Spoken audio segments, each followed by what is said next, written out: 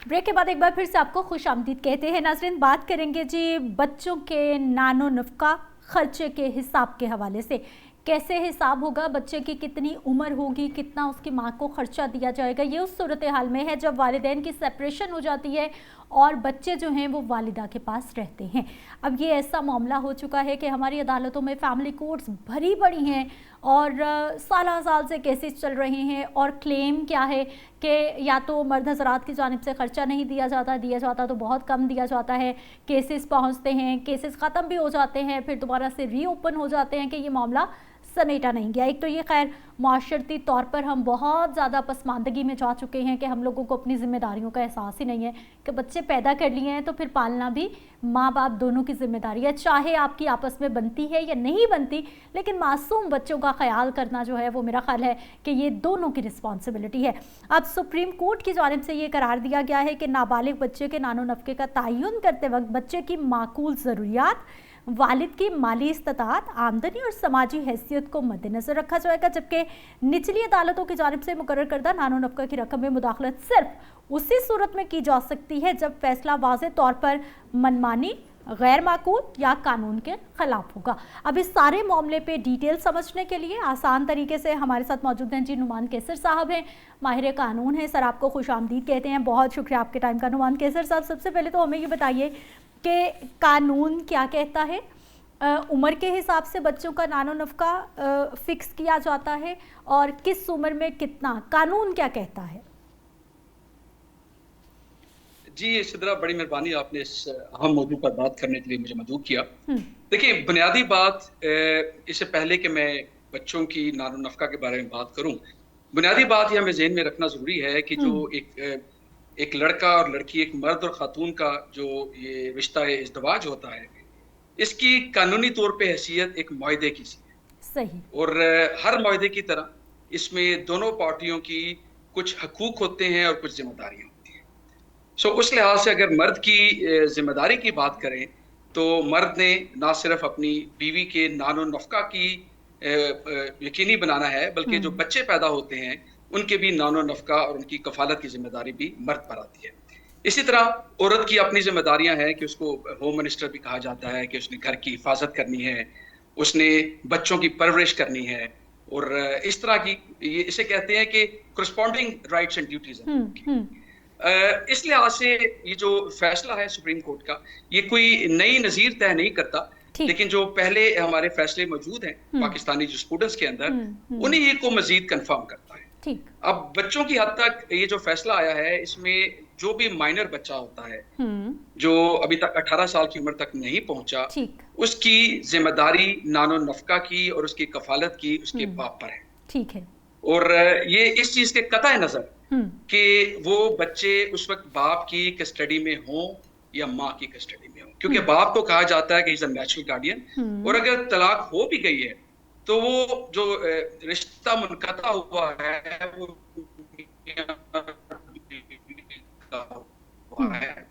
बच्चे और उसका बाप तो रहेंगे। जिंदगी भर के लिए नहीं आ जाता, बल्कि 18 साल की उम्र में। तो इस जजमेंट ने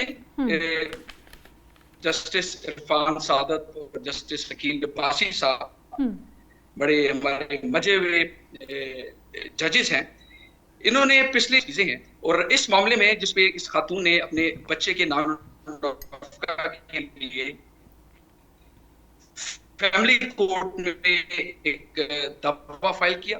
इससे पहले उनकी खुला उले साबका खावंद बांग्लादेश में एक टेक्सटाइल मिल के अंदर मैनेजर है और उनकी कमाई इस लिहाज से ठीक ठाक है कि वो 40,000 रुपए इस अपने बच्चे को उसकी नानो नफ़का और कफालत के लिए दे सके। जी जी। और उसमें जो ट्रायल कोर्ट है, जो फैमिली कोर्ट है, उसने उनकी जो नानो नफ़का बच्चे की है वो 15,000 रुपए विद 10,000 एनुअल इंक्रीज, यानी कि हर साल उसमें 10,000 का इजाफा।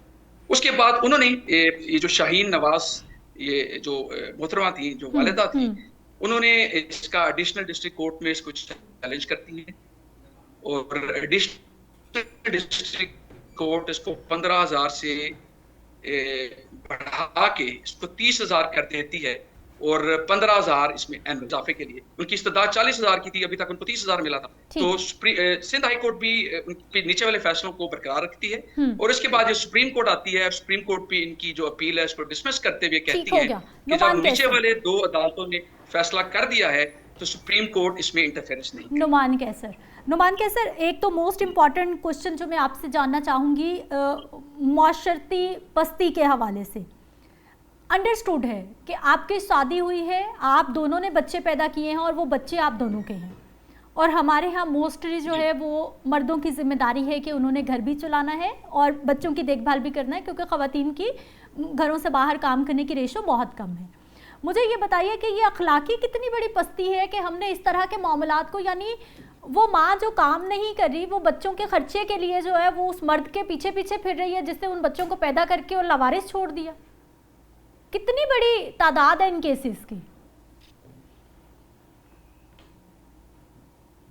किस्मती से ये आपने बिल्कुल बजा फरमाया कि ये अखलाकी पस्ती ही है कि जिसमें अगर कोई बाप अपने बच्चों की जिम्मेदारियां संभालने से भागता है, जरूरी नहीं कि वो उनकी वालिदा के साथ रिश्ता इज़्दिवाज में मुंसलिक हो या ना हो, तो तभी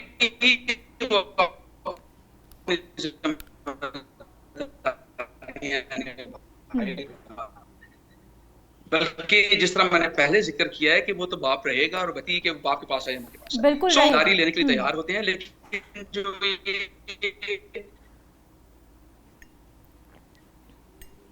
नुमान कैसर साहब के साथ हमारा जो है वो थोड़ा सा कनेक्टिविटी का थोड़ा सा इशू आ रहा है, आवाज़ ठीक नहीं आ रही नुमान साहब आपकी।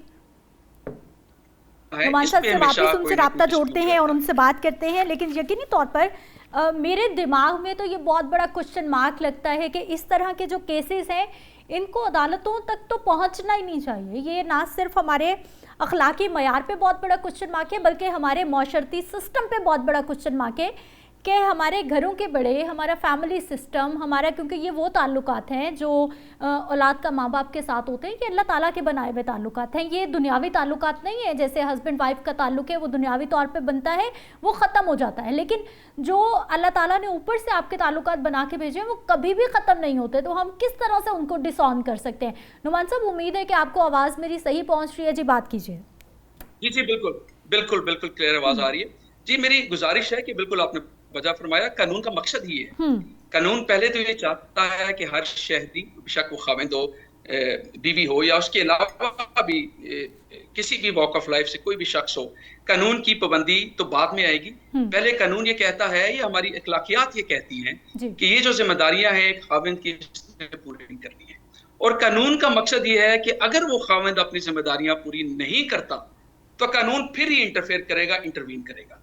तो ज़रा अगर किसी भी वजह से कोई मजबूरी है खावंद की, या वो अपनी जिम्मेदारियों से भाग रहा है, या उसके पास इस्तात नहीं है, जो भी बुनियादी वजह है उसकी वजह से वो जिम्मेदारियां पूरी नहीं कर पाता, तो फिर ये कानून ने हक दिया है बीवी को कि वो एज अ लास्ट रिकोर्स अदालत में जाके अपना हक ले। देखिए, ये खावंद के पास या बाप के पास माली इस्तात बिल्कुल नहीं है, मिसाल के तौर पे, या उसकी आमदन है ही नहीं, लेकिन उसके बावजूद भी जिम्मेदारी खावंद के पास है। वो किसी से कर्जा ले या जिस तरीके से मर्जी करे, लेकिन बुनियादी माकूल जरूरियात का लफ्ज बड़ा अहम है। There has to be a balance between reasonable, वो जो कहते हैं ना कि जो बच्चे की जरूरियात है, नीड्स हैं, उसके दरमियान में, और जो बाप की माली इस्तात है, आमदन है, और उसके अलावा उसकी जो समाजी हैसियत है। ठीक है, तो जरूरी नहीं है कि हर सूरत में आपको 40,000 मिलेगा या 50,000 मिलेगा। सो अगर बाप की आमदन कम है तो वो 5-7 हज़ार भी इसके मुताबिक हो सकता है। सो इट ऑल डिपेंड्स कि जो फादर है वो किस हद तक अफोर्ड कर सकता है। नुमान साहब, मुझे ये बताइए कि इस तरह के जो मामलात अदालत में जाते हैं, ये तो वेरी मच क्लियर है। मैंने 1-2 सवाल आपसे किए हैं, मुझे समझ आ गई है कि भाई जो वालिद की कैपेसिटी है, उसका जो भी आमदन है, उसको देखते हुए अदालत की जानिब से फैसला कर दिया जाता है कि भाई इसके बच्चों को इतना खर्चा मिल सकता है या फिर ये अफोर्ड कर सकता है। तो सर, जब ये अदालत में मामला जाते हैं तो ये साल हा साल क्यों चलते हैं? इसमें कौन से सबूत चाहिए होते हैं? इसमें कौन सी पेशियां चाहिए होती हैं? इस तरह, ये तो वेरी सिंपल केस है, तो ये साल हा साल कैसे चलते हैं, ये बताइए। देखिए, ये जो बुनियादी मसला है ना, ये हमारे निज़ाम इंसाफ का मसला है। ये सिर्फ इन्हीं केसेस का मसला नहीं है। जितने भी केसेस जिसमें आम आवाम के मामलात होते हैं, जिनको हम सिविल या प्राइवेट केसेस कहते हैं, वो आपके नीचे सिविल कोर्ट से या ट्रायल कोर्ट से, अगर क्रिमिनल मैटर है तो मजिस्ट्रेट कोर्ट से उनका आगाज होता है। उसमें मसला ये है कि हमारी कोई रेगुलेशन कानून के मुताबिक उतनी सख्त नहीं है जितनी होनी चाहिए। मिसाल के तौर पे कानून के अंदर कम से कम ये चीजें लिखी हुई हैं कि कितने टाइमलाइन के अंदर क्या चीज करनी है, जवाब जमा कराना है, शहादत जमा करानी है, लेकिन अदालत उस टाइमलाइन की पैरवी नहीं करती। कभी एक वकील साहब टाइम लेते हैं, कभी दूसरे वकील साहब टाइम लेते हैं, क्योंकि वो स्टे ले चुके होते हैं मिसाल के तौर पे, या इंटरिम मेंटेनेंस ले चुके होते हैं।